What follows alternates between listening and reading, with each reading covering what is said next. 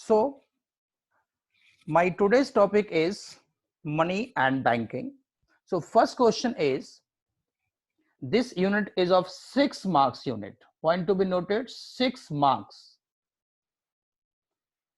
So, when you read this chapter, you will be able to get 6 marks in your board exams.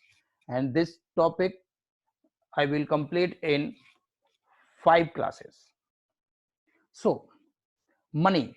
Money may be defined, look, money may be defined as anything that is generally acceptable as a medium of exchange and acts as a measure and store of value.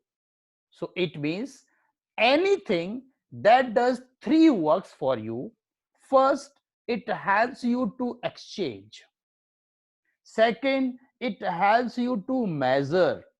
And third, it helps you to store the value. So anything that can done the 3 possible tasks for you can be called as money. So money हमारे पुराने इतिहास से चली आ रही है कि छोटी से छोटी हमारे पास कोई भी चीज जो एक्सचेंज करने के काम आ सके, that is called as money.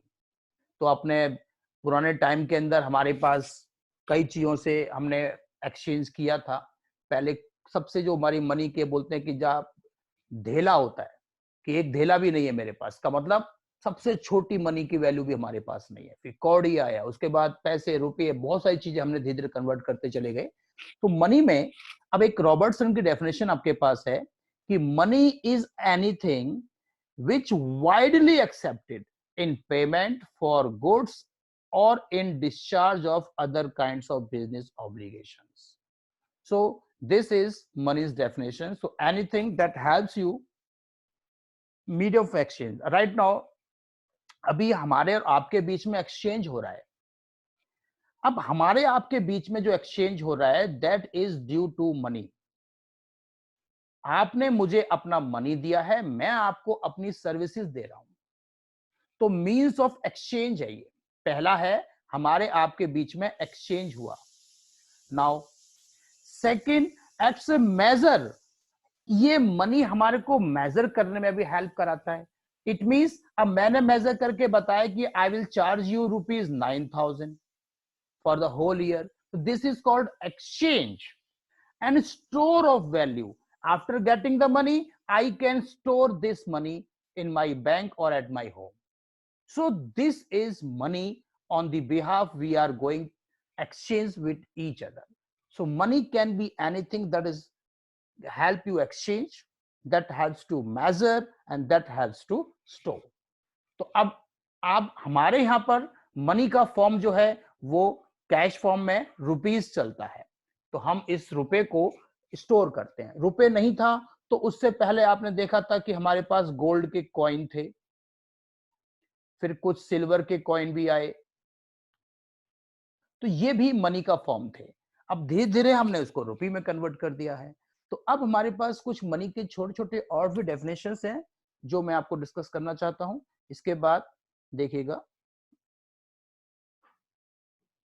Now look at this. ये मैंने अभी आपको भेज दिया था. These are some definitions of money I have given already to you. First, what is money? So money की definition तो मैंने आपको बता दी. Money can be defined as anything that is generally accepted as a means of exchange. तो कोई word याद रखो, as a means of exchange,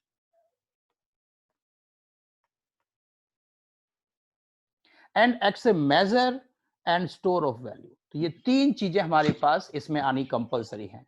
So that is anything that helps you to get these things is called money. Now, what is fiat money? अब हमारे पास money में term है fiat money.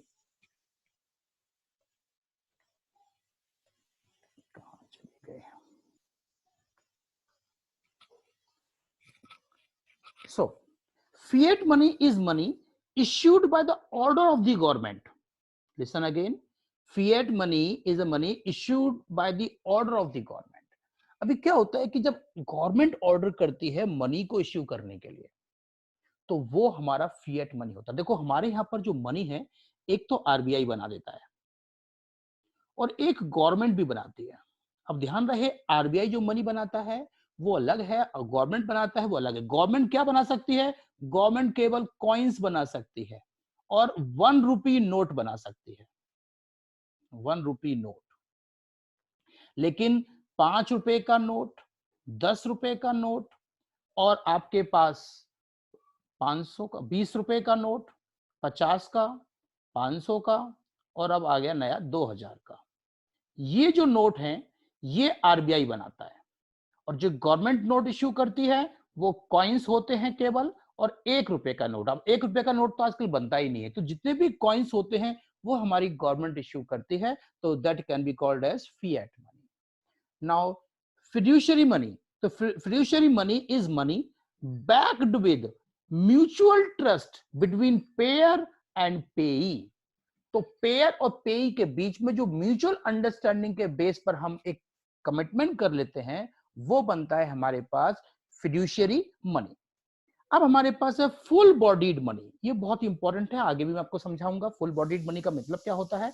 फिलहाल आप इतना याद रखो, whose face value, look carefully, face value is equals to actual value।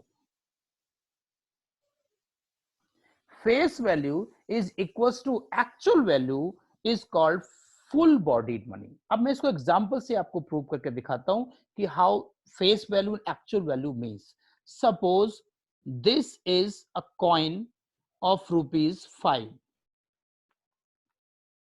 this is a coin of ₹5। now इसके चेहरे पे क्या लिखा है?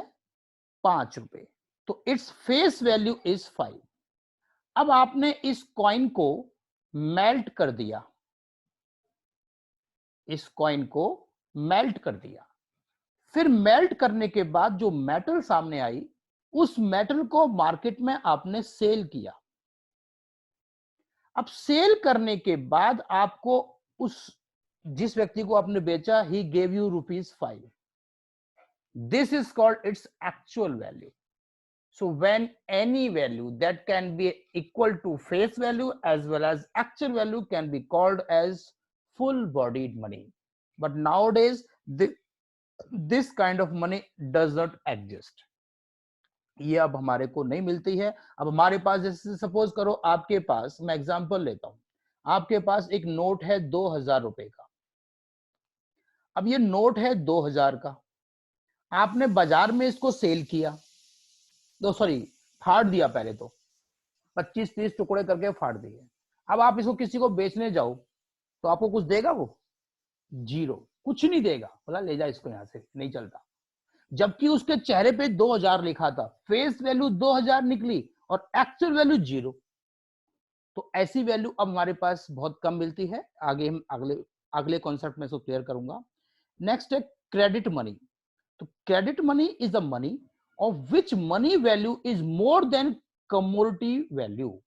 तो मनी वैल्यू ज्यादा है उसकी कमोडिटी वैल्यू के। तो जैसे कि ये 2000 का नोट है, तो 2000 का जो नोट है ये क्रेडिट मनी माना जाएगा। तो इसकी एक्चुअल वैल्यू तो कुछ भी नहीं है, लेकिन मनी वैल्यू ज्यादा है।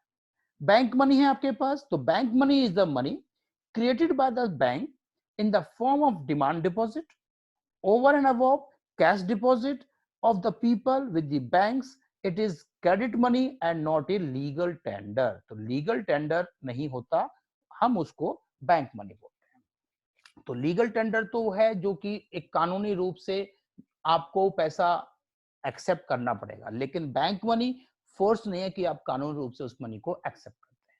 तो these are some of the definitions of money you have to understand। I have given you assignment for this also, so no need to take any screenshot, but for information you can take screenshot for the examples। if you want to take any screenshot you can take now।